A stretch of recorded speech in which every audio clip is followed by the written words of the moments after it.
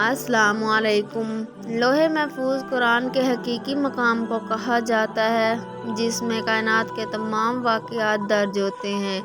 لوح محفوظ علم الہی کے مطابق ہے اور اس میں تبدیلی کی کوئی گنجائش نہیں ہوتی۔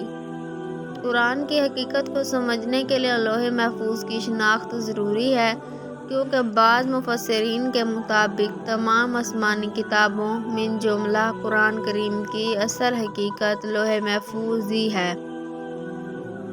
لوح محفوظ کے مقابلے میں لوح وہ اثبات ہے جس میں کائنات کے غیر یقینی واقعات کو درج کیا جاتا ہے۔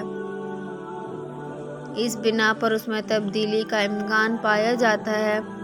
لوح محفوظ کو مابعد الطبیعیات امور میں سے قرار دیے جاتے ہیں جو محسوسات کے زمرے میں نہیں آتے، چونکہ وہ انسانی حواس سے پرے ہیں۔ لوح محفوظ کی سب سے اہم خصوصیت اس کی جامعیت ہے۔ مفسرین کی ایک جماعت علم الہی کو کنیاتاً لوح محفوظ سے تعبیر کرتی ہے، لیکن دوسرے مفسرین قرآن کی دوسری آیات سے استناد کرتے ہوئے اس نظریے کو رد کرتے ہیں۔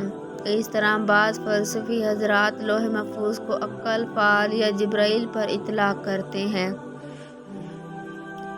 لیکن یہ نظریہ ظاہر شریعت کے مخالف ہونے کے ساتھ ساتھ قرآن و سنت سے اس پر کوئی دلیل بھی موجود نہیں ہے۔ بعض علماء قرآن کی بعض آیات سے استناد کرتے ہوئے اس بات کے قائل ہیں کہ 14 معصومین علیہ السلام لوح محفوظ سے آگاہی رکھتے ہیں۔ اس کے مقابلے میں بعض مفسرین لوح محفوظ سے آگاہی کو صرف خدا کے ساتھ مختص قرار دیتے ہیں۔ مسلمان محققین کے مطابق کائنات کے تمام واقعات کا لوح محفوظ میں درج ہونے سے انسان کا مجبور ہونا لازم نہیں آتا، کیونکہ انسان کے افعال جس طرح واقع ہوں گے اختیار کے ساتھ اسی طرح لوح محفوظ میں درج ہیں، اور خدا کا علم کسی واقعات کو تبدیل نہیں کرتا۔ اسلامی تعلیمات کی رو سے لوح محفوظ کی اہمیت۔ لوح محفوظ ایک قرآنی اصطلاح ہے جو پیغمبر اکرم صلی اللہ علیہ وآلہ وسلم پر نزول تدریجی کے ساتھ نازل ہونے سے پہلے قرآن کی حقیقت پر دلالت کرتی ہے۔ تفسیر المیزان کے مصنف علامہ طباطبائی اس بات کے معتقد ہیں کہ لوح محفوظ پر موجود قرآن عام انسانوں کے لیے قابل فہم نہیں ہے۔ اس بنا پر خداوند عالم نے قابل فہم بنانے کے لیے اسے نچلے مقام کی طرف نازل کیا ہے۔ علامہ طباطبائی کے مطابق انبیاء پر نازل ہونے والی آسمانی کتابیں لوح محفوظ سے نقل کی گئی ہیں۔ اس بنا پر قرآن میں لوح محفوظ کو ام الکتاب اصلی کتاب کا نام دیا گیا ہے۔ اسی طرح لوح محفوظ کی شناخت نزول قرآن سے متعلق قرآنی آیات، قرآن کی تعریف، ناپذیری اور قرآن کی حقیقت کو سمجھنا اہم مسائل میں شمار کیے گئے ہیں۔ کتاب بحار الانوار کے مصنف علامہ مجلسی لوح محفوظ کی وضاحت کرتے ہوئے کہتے ہیں کہ یہ ایک ایسا لوح ہے جو خدا کے علم کے مطابق اور اس میں کائنات کے تمام واقعات تحریر ہیں اور یہ قابل تغیر نہیں ہے۔ شیعہ مفسر آیت اللہ جعفر سبحانی کے مطابق لوح محفوظ میں انسان سے مربوط یقینی طور پر رونما ہونے والے تمام حوادث و واقعات تحریر ہیں۔ چونکہ لوح محفوظ میں یقینی طور پر رونما ہونے والے واقعات ثابت ہیں، اس بنا پر اسے قضاء الہی ثابت ہونے کے مقام سے تعبیر کی جاتی ہے۔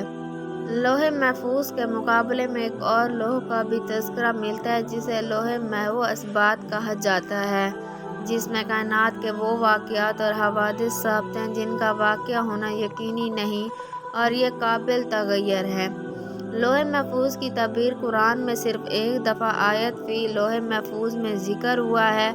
بعض مفسرین اس بات کے معتقد ہیں کہ قرآن کی بعض دوسری آیات میں بھی مختلف تعبیروں کے ذریعے لوح محفوظ کی طرف اشارہ ہوا ہے، من جملہ کتاب المبین، واضح اور اشکار کتاب، کتاب المکنون، پوشیدہ کتاب اور ام الکتاب اصلی کتاب کی طرف اشارہ کیا جا سکتا ہے۔ لوح محفوظ کی حقیقت۔ لوح محفوظ ما بعد الطبیعیات امور میں سے ہے اور اسے حواس خمسہ یا تجربہ وغیرہ کے ذریعے درک نہیں کیا جا سکتا۔ شیعہ مفسر قرآن آیت اللہ معرفت اور آیت اللہ مکارم شرازی کے مطابق لوح محفوظ علم خداوندی کی طرف اشارہ ہے۔ اس بنا پر اسے کسی مادی یا معنوی چیز مثلاً ظرف، صفحہ یا مکان وغیرہ قرار نہیں دیا جا سکتا ہے، لیکن کتاب قرآن شناسی کے مصنف آیت اللہ مصباح اس نظریے کو صحیح نہیں مانتے اور کہتے ہیں کہ لوح محفوظ کے بارے میں قرآنی تعبیر جیسے وَعِندَهُ أُمُّ الْكِتَابِ یعنی اصلی کتاب خدا کے پاس ہے کو مد نظر رکھتے ہوئے یہ بات سمجھ میں آتی ہے کہ یہ لوح عین ذات خدا نہیں بلکہ خدا کی ایک خلق کردہ چیز ہے۔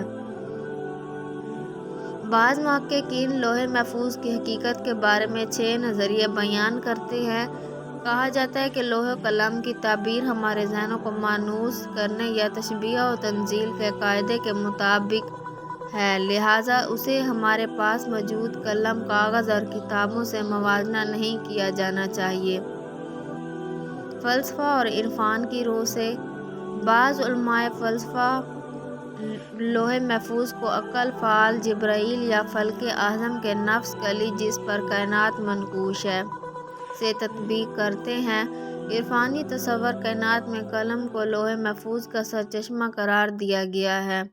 مشہور صوفی محی الدین بن عربی اس بات کے معتقد ہیں کہ خداوند عالم مخلوقات پر اجمالی اور قلم پر بطور تفصیلی ہے جسے لوح محفوظ میں ایجاد کیا جاتا ہے۔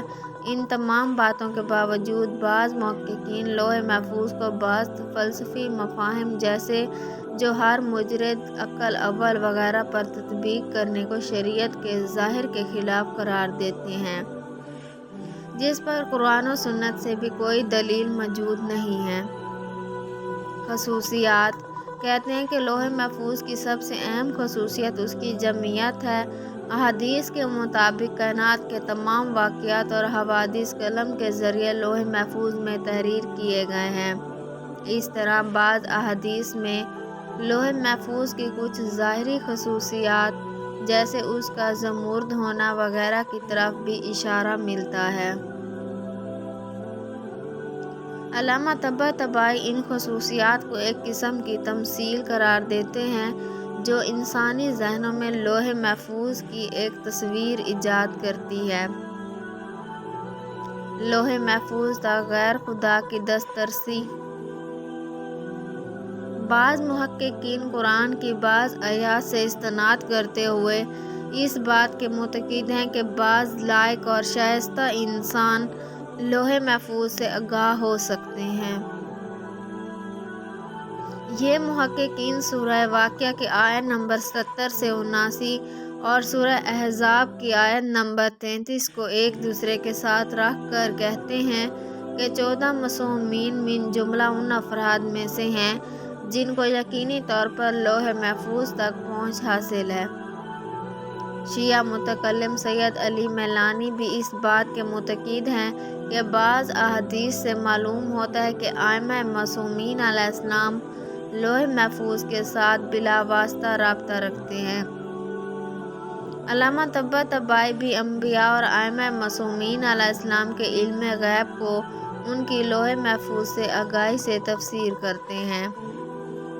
ان تمام باتوں کے باوجود بعض احادیث سے معلوم ہوتا ہے کہ مخلوقات میں سے کوئی بھی حتیٰ انبیاء اور ائمہ معصومین علیہ السلام لوح محفوظ سے آگاہ نہیں ہیں اور لوح محفوظ صرف اور صرف خدا کے اختیار میں ہے۔ آیت اللہ معرفت بھی امام صادق علیہ السلام سے مروی ایک حدیث سے استناد کرتے ہوئے کہتے ہیں کہ حتیٰ پیغمبر اکرم صلی اللہ علیہ وآلہ وسلم اور ائمہ معصومین بھی لوح محفوظ تک دسترسی نہیں رکھتے ہیں۔ لوح محفوظ اور انسان کا مختار ہونا اسلامی محققین کے مطابق کائنات کے تمام واقعات کا لوح محفوظ میں ثبت و ضبط ہونے کے معنی انسان کا مجبور ہونا نہیں ہے۔ آیت اللہ مصباح یزدی نے کتاب خدا شناسی میں اس اعتراض کو ذکر کیا ہے کہ کائنات کے تمام واقعات من جملہ انسانی افعال کا لوح محفوظ میں ثبت و ضبط ہونا انسان کے مختار ہونے کے ساتھ منافات رکھتا ہے۔ آیت اللہ مصباح اس اعتراض کے جواب میں لکھتے ہیں کہ انسان کے تمام افعال کا لوح محفوظ میں ثبت و ضبط ہونے کا مطلب انسان کا مجبور ہونا نہیں ہے، کیونکہ لوح محفوظ میں انسان کے افعال اسی طرح ثبت ہیں جس طرح یہ واقع ہوں گے۔ بالفاظ دیگر انسان کے افعال انسان اپنی مرضی اور اختیار کے ساتھ واقع ہونا ثابت ہے، اور خدا کا علم کسی واقعات کو تبدیل نہیں کرتا۔ مثال کے طور پر استاد امتحان سے پہلے ہی جانتا ہے کہ فلاں طالب علم امتحان میں کامیاب ہوگا اور فلاں طالب علم ناکام ہوگا۔ متعلقہ مضامین: بے شک یہ قرآن بڑی عزت والا ہے، نگاہوں سے پوشیدہ ایک کتاب کے اندر ہے، اسے پاک لوگوں کے سوا کوئی نہیں چھو سکتا۔ اے اہل بیت، اللہ تو بس یہی چاہتا ہے کہ تم سے ہر قسم کے رجس آلودگی کو دور رکھے اور تمہیں اس طرح پاک و پاکیزہ رکھے جس طرح پاک رکھنے کا حق ہے۔